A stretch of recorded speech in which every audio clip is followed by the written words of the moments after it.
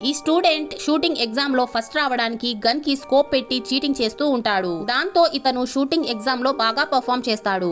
అప్పుడే ఒక lady police officer కి ఇతని పైన డౌట్ వచ్చి అతని జేబులో నుంచి ఆ స్కోప్ ని బయటికి తీసి ఇతను చీటింగ్ చేసిన దాని వల్ల ఇతనికి ఎగ్జామ్ లో 0 మార్క్స్ వస్తాయి అని అందరి ముందు చెప్తుంది. ఎగ్జామ్ లో చీటింగ్ జరిగిందని కమాండర్ కి తెలిసి ఆ అబ్బాయికి పనిష్మెంట్ ఇవ్వాలని చెప్పి అనుకుంటాడు. ఆ తరువాత కమాండర్ చాలా రకాల పప్పులని ఒక గిన్నెలో కలిపేసి ఆ పప్పుల్ని కింద వేసి అందులో నుంచి ప్రతి ఒక్క పప్పుని వేరు చేయమని చెప్తాడు.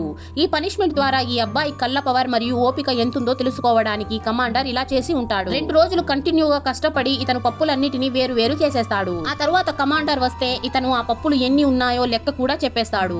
దాంతో కమాండర్ ఎంతో ఆనందిస్తాడు. ఈ పనిష్మెంట్ వల్ల ఈ అబ్బాయి చూపు చాలా పవర్ఫుల్ అయిపోతుంది.